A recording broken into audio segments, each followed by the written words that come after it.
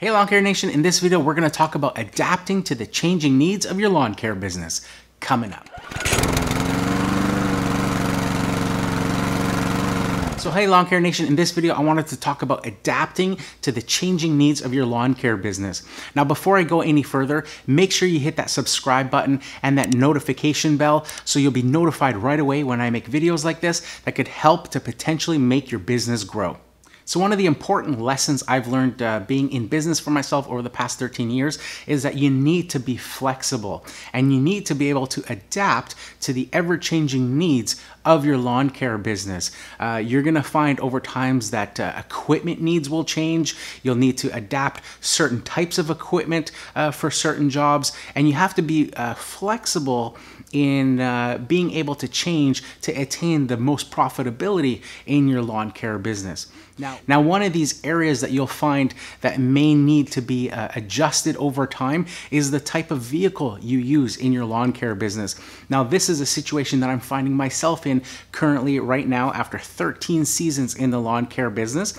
If you listen to me on my podcast, you would have heard me talk about how the area that I service is changing dramatically, especially in the last 5 years. Property prices here are skyrocketing. There's a huge amount of influx of people moving to the area, and this is causing a housing crisis. The result of this is that as people start to put their homes up for sale that are on traditionally larger properties, those homes are being bought by developers and subdivided into multiple properties of smaller sizes in the 4,000 square feet or smaller sizes. And whole neighborhoods are being built of homes these sizes that are 3-story homes, but they're on a tiny footprint for a property. I call these shoebox neighborhoods. To even exaggerate the problem even more, a lot of these houses, because of those rising property prices, will have mortgage rates that are astronomical, and they need mortgage helpers.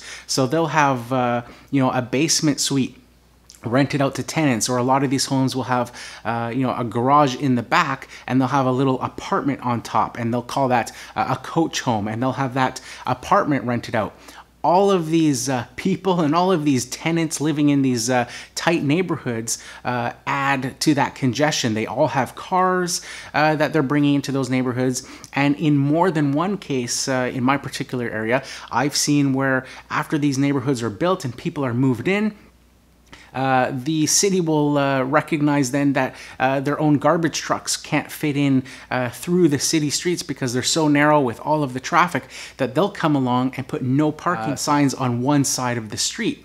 So now you've got all of those cars trying to fight for parking only on one side of the street.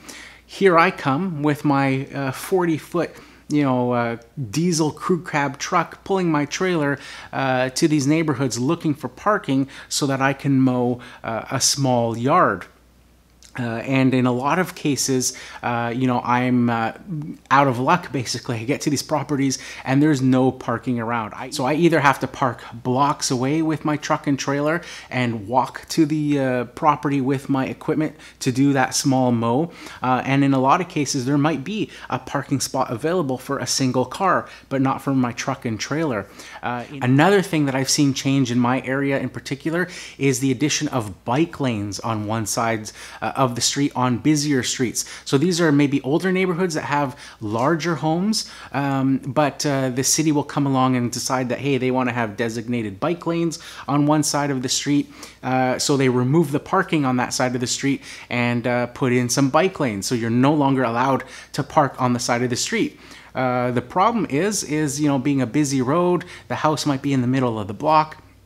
And again, here I come with my 40-foot truck and trailer, and there's nowhere to park. And they may have a driveway in front of their house, but it's just too small to fit the truck and trailer without the trailer sticking out in the road. So again, it's a no-go for me, and I have to pass up on these types of jobs as well. So I've been finding over the past few years that I've been having to pass up on a lot of work, a lot of potentially profitable work, because of my truck and trailer. So another thing that affects my business with these new types of neighborhoods and properties that are being built is the size of equipment I use. I've always mainly serviced properties with a 21-inch mower, but I have had larger mowers, throughout my business as well to be able to do those or service those larger properties that I have. But the largest deck size I've ever had in my lawn care business is a 42-inch deck. And over the years, I've seen that need shrink smaller and smaller as I've noticed that those mowers would sit on the trailer for 90% of the time versus the work I was doing with a 21-inch mower. Now, over the last 2 years, I adapted and started using a 36-inch walk-behind type mower in my business, and I've seen that, hey, I'm able to now service a lot more properties than I could with those 42-inch mowers, but I'm still not at a point where I can get this mower into some of those backyards. So I'm still relying on the 21-inch mower quite a bit. So, recognizing these situations between the parking issues with the large truck and trailer, recognizing that most of my work can be done with a 36-inch mower or smaller. A lot of those small shoebox neighborhoods are always only ever going to be done with a 21-inch mower, and that those make up the bulk of the properties that I service. And I start to think, is there a more profitable way of doing this? If I were to switch and adapt to, say, a van for my lawn care business, I could probably get a 21-inch mower in there. I could get, say, a 32-inch type, maybe stand-on mower in there. Take my trimmers, my blowers with me, and be able to better service all of those properties. I'd be able to, take advantage of those, 1 or 2 parking spots in those neighborhoods that would be closer to those properties that may be opened up that wouldn't fit my truck and trailer. I'd be able to service those homes on busier streets where they've installed bike lanes, because I'd be able to pull into the driveway without a trailer sticking out into the road. Also, adapting that equipment and going, a 42 wasn't working. The 36 is, the most versatile I've used. I've been able to get it into the most, but what if I went down even further? What if I went down to a 32-inch mower in my business as my large mower, and would be able to even service more properties with that, increasing my profitability, because it would, then take me a lot less time to mow those properties using a 32-inch versus a 21-inch mower. So in your business, you're going to find situations over time, and you just have to be aware of how things are changing in your area. And it might be the opposite for you. It might be that your business or the properties that you service are getting larger, and what you need is a larger rig. You might need a bigger trailer to fit more mowers on it, where, say, you're mowing with a 42-inch mower or a 36-inch mower, maybe your smallest mower, and you may need to carry a 60-inch zero turn with you as well to service larger properties to make it more efficient.